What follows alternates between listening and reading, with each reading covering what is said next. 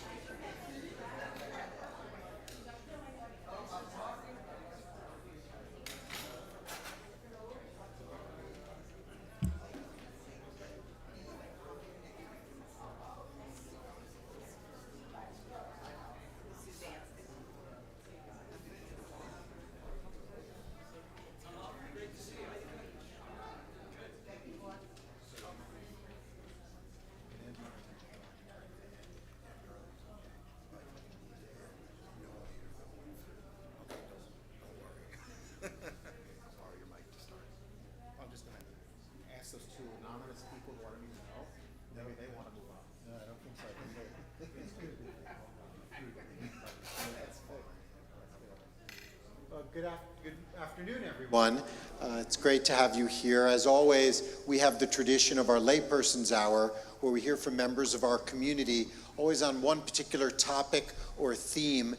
This year, in keeping with being very reform, both of our topics for this Yom Kippur day, as well as our Slichot topic a few weeks ago, are on social justice. And we have 4 members of our temple to share about their work on social justice and hear from all of you as well. But I'm going to turn it over to our moderator for this, to Mark Katz. Thank you, Rabbi. For the next 3.5 hours, just kidding. What we hope to do is continue the theme of this holiday season in our shul, social action. I think to some extent we're all preaching to the choir here in this temple, because this is possibly the most socially active congregation that I've had the honor of being affiliated with in one way or another. But I think, though, it's worth talking about people's different experiences and the various ways that people can engage in social action. Some people may want to dive in, but aren't sure how. Or some people think it's very complicated. It doesn't really have to be. So we're going to start, I'm going to introduce our panelists, and then I'm going to ask them to speak a little bit in general about some of the programs that they've worked on, and then we'll take it from there. And of course, this being a Jewish crowd, I hope you all have comments and things to say, but here we go. So I'd like to introduce our panelists. We have Suzanne Rosenberg, we have Marcia Parnas, we have Tom Veltri, and we have Jackson O'Brien. And Suzanne, let's start with you. You want to give us a little bit of introduction about, tell us about yourself. Well, I've been involved in social action for many, many years now. I've seen it evolved. I've seen it go from like 1 or 2 people leading it to now a whole team. And though we have leaders on top, it's everybody contributes and everybody gives their heart and soul and makes it a very strong and dynamic and very active discussions going on once a month. We do very, very community-minded things. We reach out to the community. I think we follow a lot of what the Torah says, to feed the poor, to feed the homeless, to connect with people, not to abandon people that are marginalized in the world. And we seek to do what we can to create a connection and to create a bond, and that we understand them and they understand us in turn. So I think it's very healing for them and very healing for us, and personally for myself as an individual. I, on a very personal level, feel healed and elated from this. Hope I answered your question. Maybe I was right. Yeah, no, don't worry. We're gonna get back to you. Oh, my nurse, you went to Sorry? You know what, we'll do some of the introductions, then we'll go back and I'll ask more specific questions if that's a little easier. Hi, I'm Marcia, and as many of you know, I'm a long-term member here, and together with my family, we've been doing acts of loving kindness for over 25 years here at the temple and in our communities. And I have a background in social work and marketing, both of which have given me the skills to put the value of Tikkun Olam into action. And I bring that background and those skills to all of my volunteer efforts here at the Temple Social Action Team, Immigrant Families Together, Child Help Partnership, whose mission is to protect and heal children from trauma, and most recently, Slice Out Hunger, which uses, I'm sorry to say, pizza to fight food insecurity. And I'll look forward to telling you more about some of those in a bit. Oh, okay. Oh.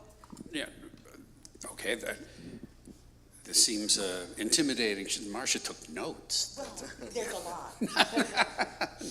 No, so I'm Tom Veltri. We've been members here 10, 11 years, something like that. And I'm actually in the process of being a Jew by choice, having been Jew adjacent for a couple of decades.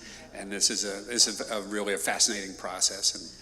And it really feels great and a little intimidating to be sitting on a bema talking to everybody on the high holy days. But no, I was raised in a spirit of volunteerism ever since a young child.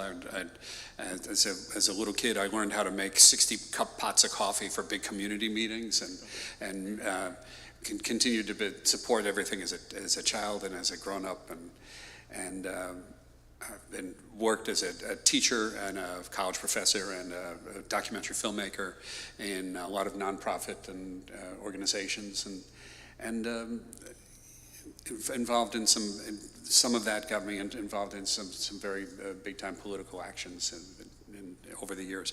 But and I'll pass this on to Jackson here. Thanks, Jackson. If you could just take over now, we're just gonna. Yeah, of course. You know I can talk for hours.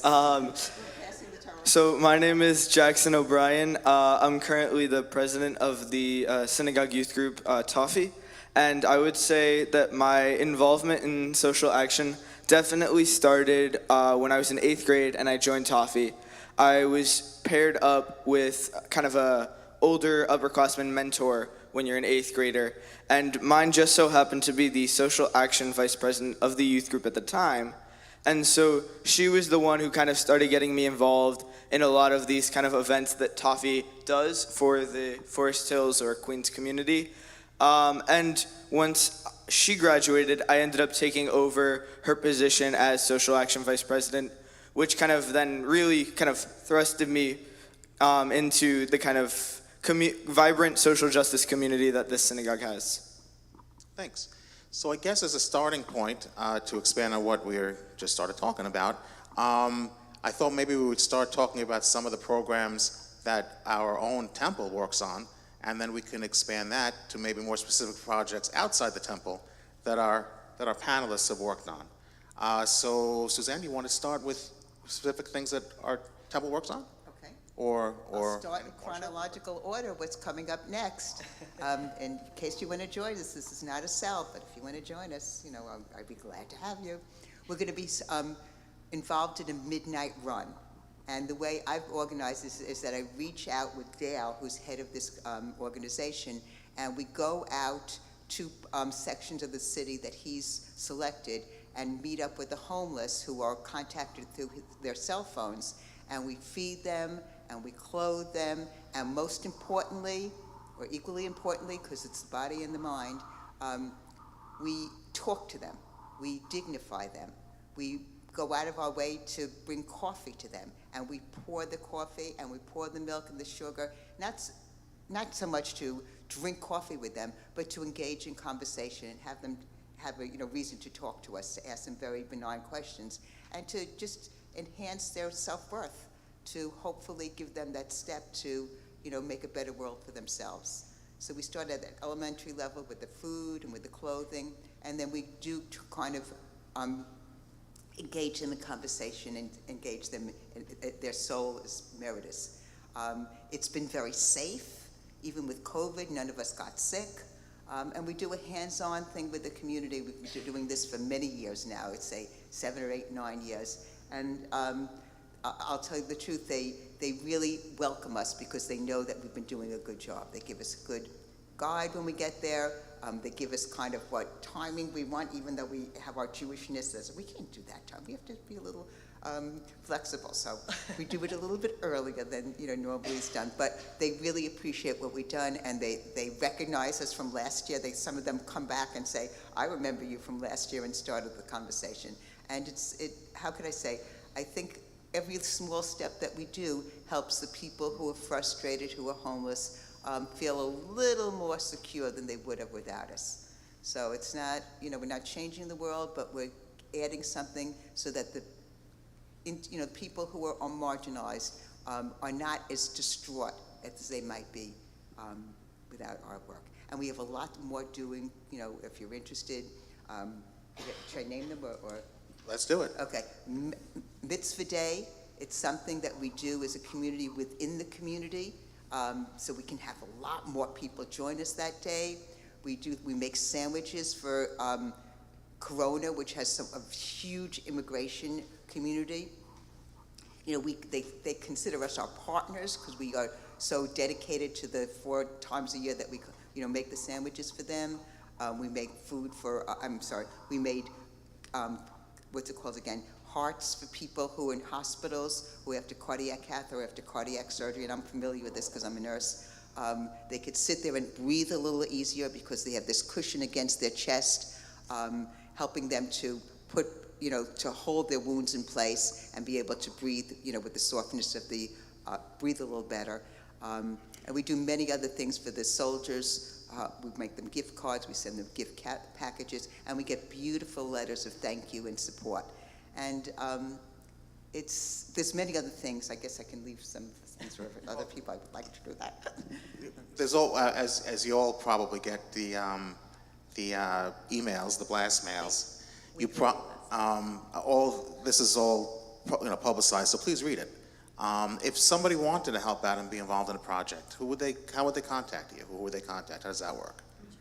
Okay, I think you would call to our fearless 2 leaders, Jerry Strauss and Lois Silverman, and they would embrace you. Don't have any, I might say, what are you doing here? Why do you want to join? They would sit there, welcome, welcome, welcome. I can use all the talent. I have to learn that, but I'm getting there. And if Jerry Strauss and Lois Silverman. Raise hands so we know who. Thanks. Contact them. And if somebody had an idea that they thought maybe would help and work well with our temple projects, they would also call you guys, right? To discuss it? They could join the meeting and discuss it at our monthly meetings. Your ideas are very welcomed and treasured, and they will be discussed with the group, and we can do everything to expand on it. The hearts in this group is very open, and we will do our best. If I could just add, so one of the things that's really amazing is that when you have an idea, like something comes across my email. So I saw this organization, Second Chance Toys, and this past year I said, let's bring Second Chance Toys to Mitzvah Day. We had never done it before. It was a way for many of us to get a lot of used toys out of our apartments, basements, family rooms, and to get those toys into the hands of children who need them. And we involved Toffee. So Toffee came to Mitzvah Day for the project. We cleaned them, we organized them, we gave them new batteries, we counted them, and we were able to partner with another organization that held a fair to get these toys where they belong. And that's just from an email that came across came into my inbox. Similarly, there was another one recently, Sheba Medical Center, which has a mobile health care unit in the Ukraine that helps women for free across the country who, of course, need health care at this time.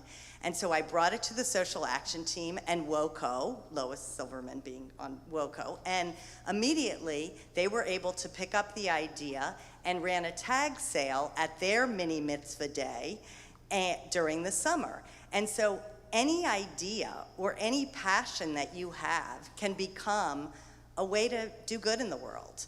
And I think I've always said that I'm so blessed to be able to do mitzvot and incredibly grateful that I'm part of a temple that not only inspires it, but really makes it possible. Thanks. Tom, if you don't mind, I'm going to skip you for 1 second. Oh, please. From Tofi's perspective, you've been involved in some of these programs as well. Can you just give us your perspective about working on these programs and how that goes? Yeah, so I think from Tafi's perspective, it's very interesting. So when me or the current social action vice president of the youth group Asher, when we attend these social action team meetings, we try and listen to what they have to say and what their kind of thoughts are as adults and how we as youth can try and be more involved, because obviously, Marcia, Suzanne, you guys have significantly more experience doing these events than we would. So I think that from that perspective, we kind of listen to what you guys have to say, and then we try and build on that to something that the youth in Toffee would really be kind of interested in. So for example, as teenagers, we can't legally vote yet, but last school year, I believe it was Marcia got an email from the Religious Action Center about postcarding to people in the South who are no longer, or who haven't voted recently, but should be getting their vote out because their voice matters. And so when we heard about this, we thought it would be a great program for Toffee to do on one of our Wednesday night meetings. And so we got the postcards from the Religious Action Center, and I think Toffee ended up writing maybe 150 postcards to send out to those voters who haven't gotten out to vote recently. And it was a really meaningful and impactful experience, because although we might not be able to vote just yet, we were still able to kind of make a difference in this election. And so I can't take credit for that one though, but thank you. I think that was Rabbi Goldenberg, who's Okay, also so- involved on the team. I apologize No, then, it's but good. I just wanted so examples of events like that, or I know before COVID-19, Toffee every year would help sort the clothing donations we would be getting for Midnight Run, and so I think that was my first experience as a Toffeeite with a social action project there. I know, during the school year when we have Mitzvah Day, the religious school students, they make sandwiches for the food pantry. So that's also another example. And when we did that for Mitzvah Day one year, Toffee tried to build upon that, and we also ended up making sandwiches. And this was around the time that we had that hurricane, and a lot of people were displaced and houseless because of this hurricane, and they were being housed in a hotel in Jamaica. And we ended up making a bunch of sandwiches to send to these people who, unfortunately, their homes had been destroyed through this natural disaster. And I remember when we delivered these sandwiches, there was a mother there who had a young toddler, and she was very, very appreciative of kind of the hard work that we had put in as youth, that we were making a difference in their lives. And she thought it was, very impressive. And when I relayed this back to the youth group, they also thought that, it could really happen to anyone if you think about it. We don't know, like every sermon has been these high holidays, the uncertainty of life, and being able to make a difference in that uncertainty is really beautiful. Thanks. I hope one of the things that we're all learning, okay, applaud, go ahead, do it. I hope one of the things that we're all sort of learning here today is that the entry lane to the highway of good deeds is actually very simple, because it's right here in our own temple. There are so many ways in which you could step up for as much time or as much resources as life will allow you to do. So this is one good way to start. Tom, you're not getting off. Okay, thank you. Did you want something you wanted to add? And then I wanted to ask you a question. Oh, okay. No, stepping off from what you were talking about, that the entryway into any volunteerism, any social action, it can be very, very simple. It can be very, no matter how small a contribution may seem. A number of years ago, when I first moved to Clinton Hill in Brooklyn, noticed that there was a community garden on the corner, and they were open, and there was a woman that needed help with weeding. So I started weeding the garden. with her on weekends. And you go in for an hour and you start doing that, and you start talking to them, and they say, oh, we're part of the Historic District Association. Would you like to show up for something? And I show up, and I made some coffee, as I was trained to do. And eventually then, that led to being more involved with the Historic District Association. They needed a committee that was going to deal with something that was going on with the Brooklyn Navy Yard, where they were attempting to build the world's largest garbage incinerator right in the middle of our neighborhood, which happened to be the geographic center of New York City. So all the pollutants go straight up and rain down over 7-8 million people right from the middle of the city. And we started talking to other neighborhoods and started doing that. Before I know it, I was heading a committee called the Clinton Hill Fort Greene Coalition for Clean Air, which represented a certain section of the community there, but we all joined together with a Hasidic group from Williamsburg and El Puente, which was a Latino group also in sharing that Williamsburg neighborhood, and a coalition of black churches that are around the projects in the south end of Fort Greene and near Dumbo and that. So we had sort of like the gentrifying brownstone community, the Hasidim, the churches, an incredibly diverse community united over a good enemy. Because it just things will just sort of blossom just from picking weeds And that's a fascinating phenomenon, because not only did you take on a specific project of dealing with an environmental danger for this neighborhood, but you brought together a coalition of groups of people that ordinarily probably would not have worked together, or generally don't work together. And that, I guess, that's a really fascinating part of it, is getting to know parts of your neighbors' lives that you wouldn't otherwise, because we all had a real common goal that was environmental justice. I mean, they were putting this thing in that spot because the city, it was also part of a cronyism, political backroom deal, but they were putting that in that spot because they thought nobody was going to be powerful enough to oppose it, because there's too diverse. Those people aren't going to talk to each other. They're never going to band together, and we did. But it all starts from just little tiny bits of volunteerism and connecting with people that enjoy that and get some meaning from it. And so, I mean, we show up for a midnight run and get tremendous satisfaction out of it. And our children.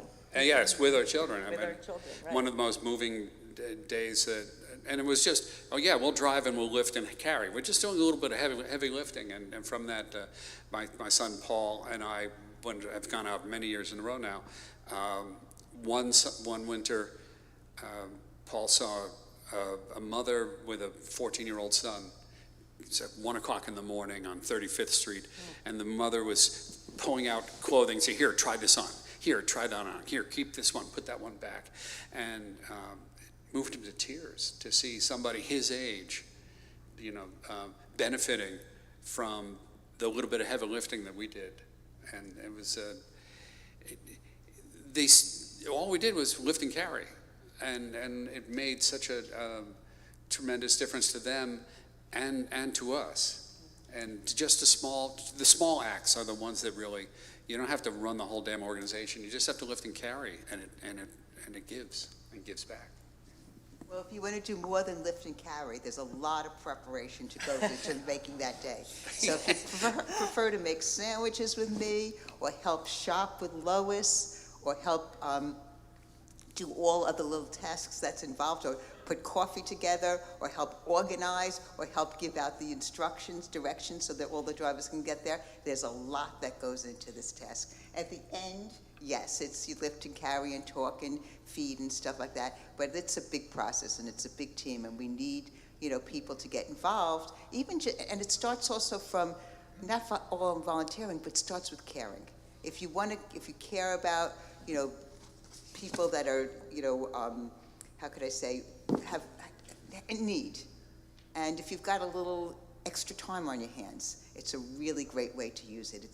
It benefits you as well as it benefits the other person. You'll have to take my word for it, but try it. You might like it. Thanks. I think something else that we had discussed in preparation for today is that there are people that are also able to bring special, unique skills to social action. Sometimes it even comes out in the profession that they chose. So any of the panelists want to talk about things that they've done professionally that they feel has impacted? Yeah. Well, I'm a nurse. I've been a nurse for like 18 years, and then I went on to teach at CUNY in the registered nursing program at LaGuardia, and I've been doing that for close to 20 years. And what I think is social action is that I kind of feel when you teach and you teach them about medicines and what to be alert for, what side effects to be alert for, and what's compatible, what's not compatible, part of what you're teaching is the way you present yourself. And I think people learn as much by role modeling as they do by their own, astuteness of going after the material. And I like to think that I impart a little bit of role modeling in the sense that you do things because you want to help the community, because you want to heal people, because you want to perform social justice. And when they see that, I think they kind of integrate that in their practice. I do remind them in subtle ways as well as I remind them about doing well on their exams and understanding the material. But I think that makes them, I know the LaGuardia program is actually very, I don't want to thing on it, but it's actually, if you look it up, it's one of the best in the state, they said. And I like to think that we all, how could I say, teach the students and teach them to share about what's going on with the person, to try to really connect with the person, to try and understand the person and develop empathy and in their practice. And I think that's part of a healing that I learned through the social action and that I try to model and share with students that I have the privilege of teaching, of working with. I'm a professional volunteer, so I'm going to pass it on. My first job when I moved to New York City, I was the AV technician at Brooklyn Friends School, and kind of moved on and took those AV skills and was also teaching filmmaking, and I was for many years a documentary filmmaker for the Wildlife Conservation Society, doing educational pieces and things for museum exhibits, and also political advocacy films that got shown in different places around the world and translated into different languages. But I still do AV tech stuff and used to setting up press conferences and things like that. And I still get a thrill out of these two projectors and the tables that they're on and those screens. I did that. That was a volunteer thing for me. Rabbi wanted somebody who had. Rabbi asked at a Toffee meeting if somebody knew that anybody did AV stuff, and Paul volunteered me. So I always get a kick out of it. That's my installation. To me, the top technology of AV, I think of those in school, those strips where it would beep every time you had to move it one. Oh, the film strips. It's film strips. Yeah, I used to produce those. It really doesn't get any better than that. So, Jackson, do you want to say something? Or in terms of what, I know professionally you're a student, but in terms of your aspirations, do you see you going into an area that would border on these projects? Yeah, I would say getting involved in social action in the synagogue definitely kind of inspired me to pursue it more outside of the synagogue as well. So at the end of my freshman year, I applied for a program at my school called Academy of Public Service. And we do a lot of volunteer events throughout the school year. We focus on, different aspects of history. So, our elective sophomore year is kind of facing history and ourselves, which kind of takes a deeper look at, for example, the Holocaust, slavery, stuff like that, and how historically it's impacted our society today.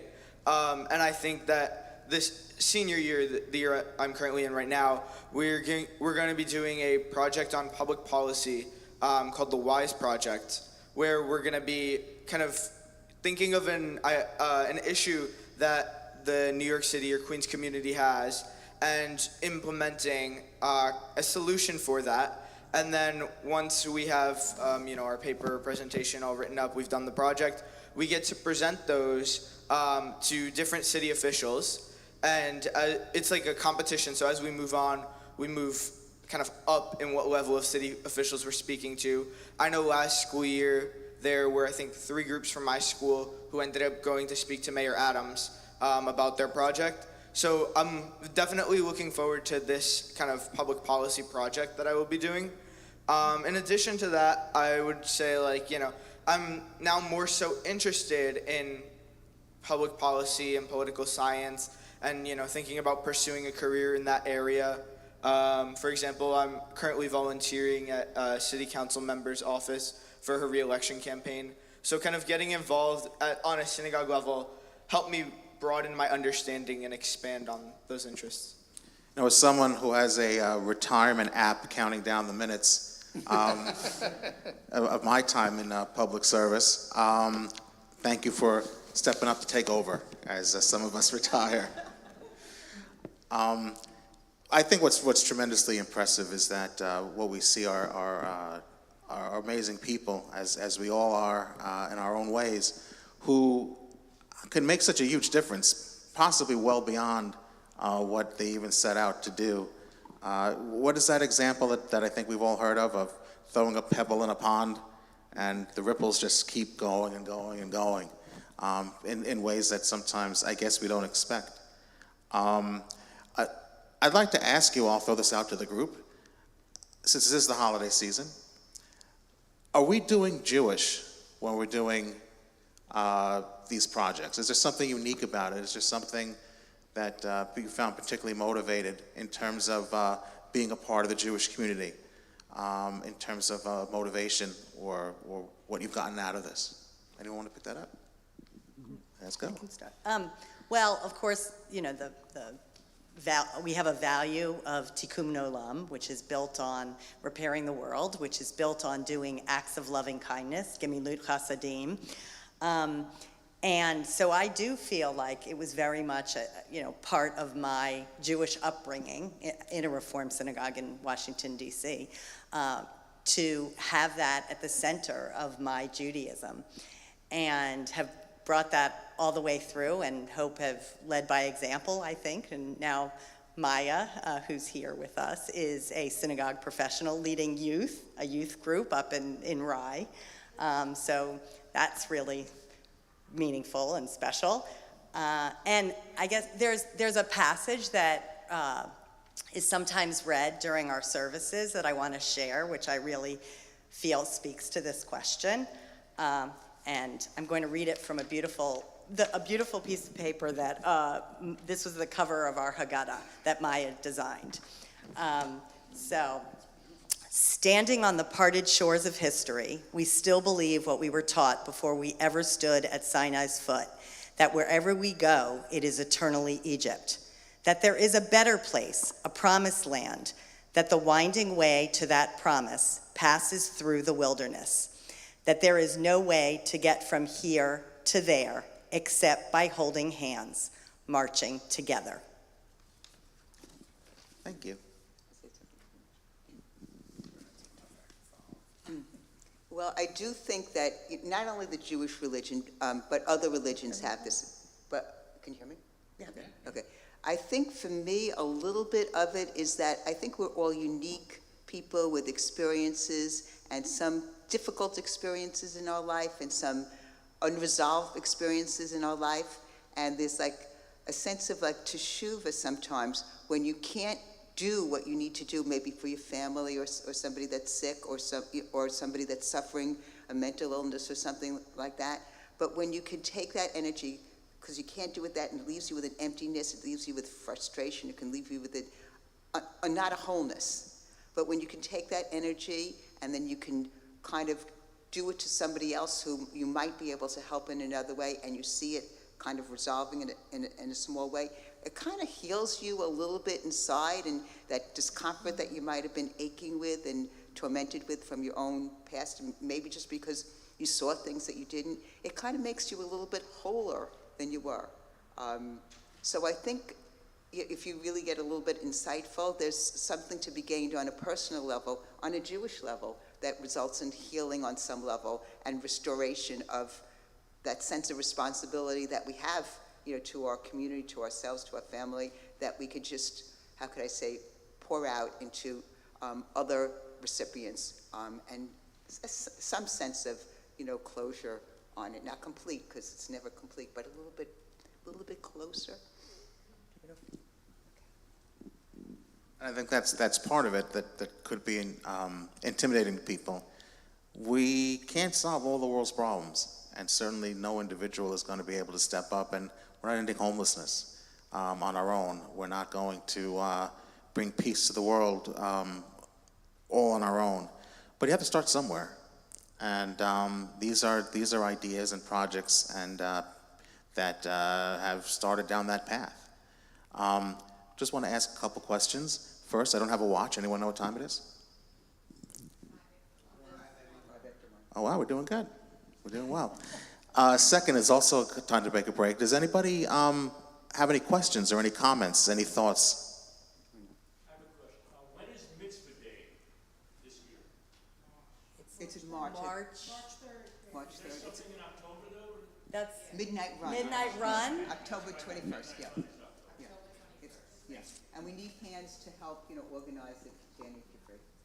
And children, too. Yes, I'm sorry. Teens. I just wanted to tell people, as many of you know, I'm disabled, and I do all this. I do Mitzvah Day, I go on Midnight Run, and there's stuff I can't do, and when I say I can't do it, we find something else for me to do. Don't not do it because you say to yourself, gee, I'm not physically capable of it. There will be a way that we will find a way for you to help. I mean, it may not be what you asked for first. For example, Suzanne asked me at one point, can I help make sandwiches? And I looked at her and I said, no, I can't possibly make sandwiches. So I went into the kitchen and I watched her, and she put the sandwiches in the bag, and I learned, hey, I can put the granola bar in the bag. And then she can keep making sandwiches, and we got it done in half the time, right? Absolutely. Sorry. I I just just- wanted to add, Scott, that you just came up with a great idea, an initiative that we're also going to be running right after the holiday, which is Got Sneakers, right? So Scott, do you want to talk about it, or? Yeah, I found that there's something called the Sneaker Project, which collects old sneakers and then gives them, and then recycles them, gives them away to people who need sneakers in other countries who can't afford them. They clean them, of course, you don't just take dirty sneakers. And we get money back for the synagogue. So we're helping not only the people abroad, but the people here. And once it's all finished getting set up, after the holidays, because the holidays better than the wedding, Anyway, after the holidays, I have to talk to Alan about finding a box for people who bring sneakers. So if your children or you grow out of a set of good, reasonably good sneakers, put them to the side. You don't have to throw them away. You don't have to get rid of them. We'll recycle them for you. So that was that I sent on to Jerry and to the rabbi, and they looked at it and they said, yeah, this would work. We can do this, and we're doing it. So that was something that we had nothing else, that no one else had found. I found it. And as Suzanne said, I want to assure you, I've done Midnight Run and I'm disabled. Nobody ever threatened me. Nobody said, hey, I'm big. No one bothered me. I had a great time. The people there were so nice, and it made me feel better because I was not only helping them feel better, I was knowing I was helping. I could see who I was helping. I knew what I was helping, and like they say, I didn't know who the person was, but I did know there was a person I was helping. It wasn't somebody somewhere I'd never heard of or never seen. It was somebody I knew. So please, feel free to come. And it really doesn't last all the way to midnight. That's just insane. So don't be too afraid that you're going out too late. Thanks. In further comments, please, no references to sandwiches or granola bars. Or pizza. Or pizza. Pizza. Let's just keep it light. I saw there was another hand up before with a. Please. Sorry. Yeah. Oh. We haven't started it yet, so all of these initiatives, and I can attest to it because I write them, all of these initiatives are in every weekly Wednesday e-blast. So if you're on the e-blast, I realize that I realize you're visually impaired. So we can set up a way to be able to let you know when these initiatives are happening, and you can participate. We'd love that, Amy. That would be terrific. Yeah, thank you. I just also want to add one quick thing about what Scott was saying about, kind of there's something for everybody. I think it's important also to note, before you start getting involved in these things, you might be thinking can I do it, like Scott was saying. And by sowing these seeds of doubt, you kind of prevent yourself from taking the first step. And once you take that first step, I feel like you can find it much easier to continue kind of walking along this path. Yeah, but I know the first event I participated in was I think during the virtual mitzvah day. I helped with a toffee thing where we gave kind of a presentation on ranked choice voting. And I know at first I was a little bit nervous about, what if I don't have the right answer to a question, or what if, I mess up while I'm speaking to all these people. But I think that, once you kind of start doing something, as you do it more and more, it becomes a lot easier as you go along. Jackson, I wanted to ask you, were you in our religious school growing up? Did you? So I joined the Temple Religious School in fifth or sixth grade. We moved from the Jewish Center. I was going to ask you if you had been involved in Mitzvah Day when you were in the Hebrew school person. So yeah, Memories of that led to your topic. I do remember being in religious school and kind of making the sandwiches for Mitzvah Day. I'm trying to think if there were any other I know that sometimes they have presentations come into the religious school for Mitzvah Day. I don't remember exactly which ones came to present to me, but I now am also involved in the religious schools at Madrahim. And I know that when I've been with second and third grade since I was in eighth grade, I've been doing those age groups. And I know that every year when I am, helping these kids make the sandwiches, because some of them don't quite have the dexterity in their hands to do that. I think it's very inspirational to see how it affects these kids as well, kind of like I thought it affected me back when I was in the religious school.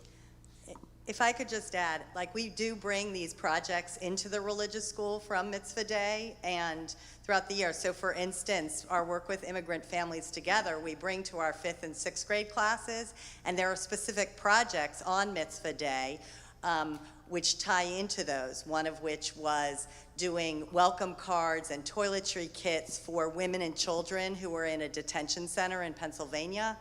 That was 2 years ago. Last year, we teamed up with a school in Long Island City that is a feeder school were then 3 homeless shelters of new arrivals, now 4.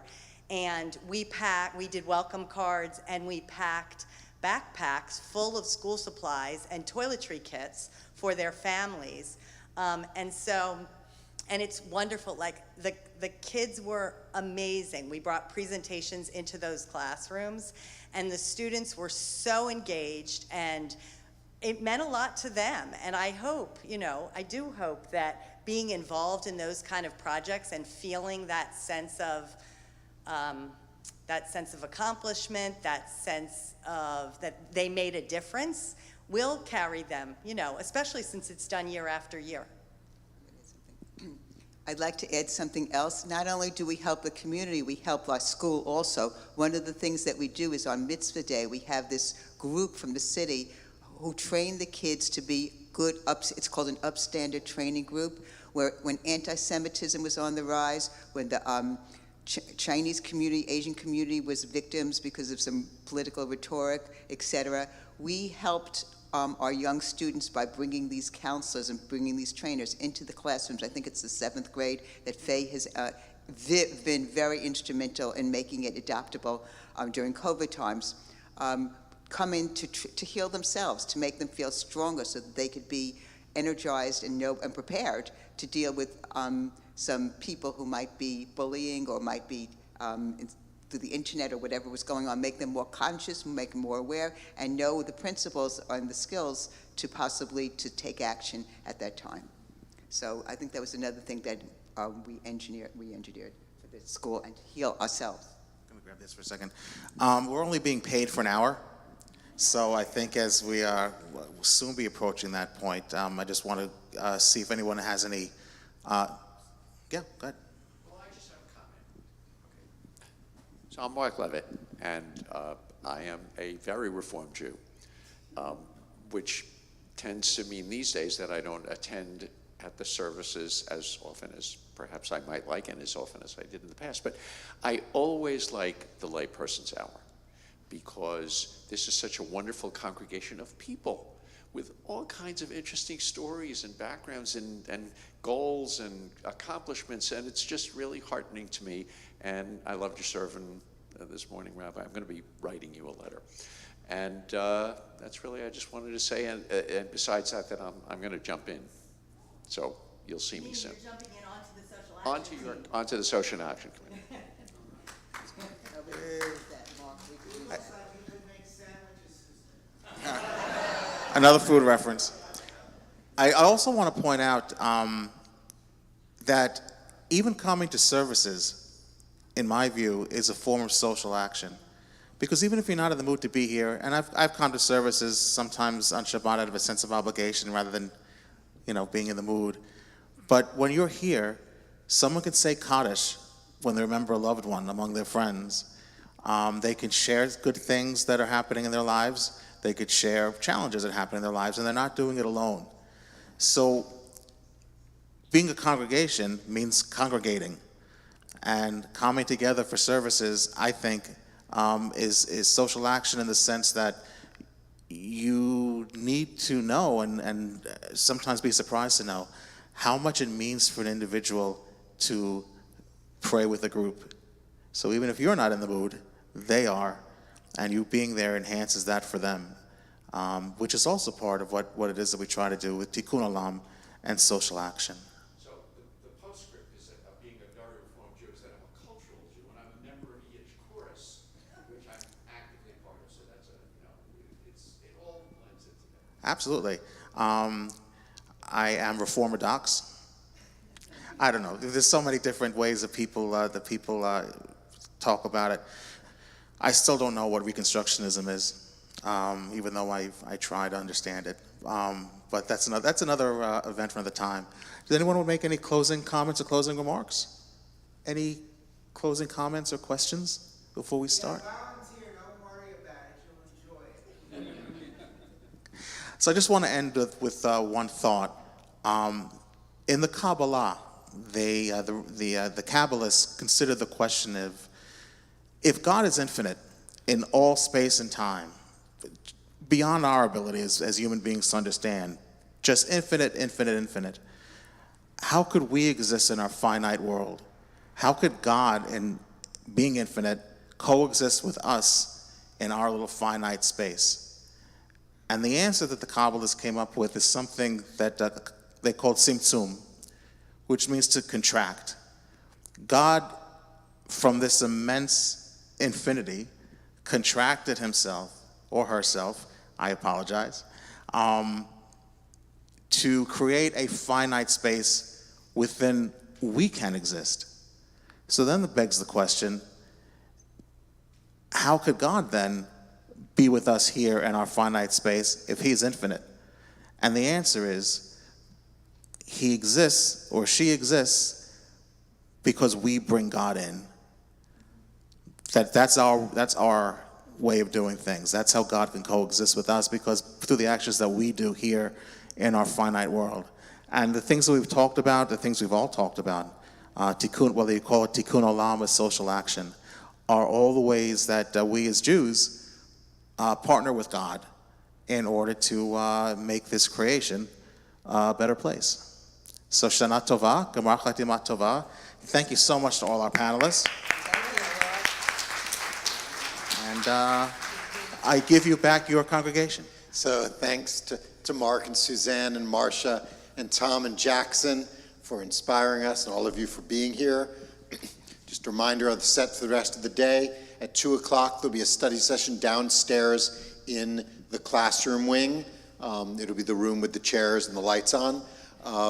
There's also a quiet room if you're just looking for a place to be away from it all and just think things out. We'll be gathering back here in the sanctuary at 3:15 for afternoon services, including our healing service and a study session on the book of Jonah. You can hang out in the temple. The one place you can't just hang out in is here, because we're going to have our children's service in here in a little bit. So we ask you, when you end here, if you could help us out, if there are any of the silver machzorim lying around on the chairs around you, if you can bring them back out with you. Once again, let's give a big thanks to all of our inspirations. Shana Tova, 2 o'clock for study session, 3:15 for afternoon services, 4:30, not as it says on your tickets, 4:30 for Yizkor and Ne'ilah services.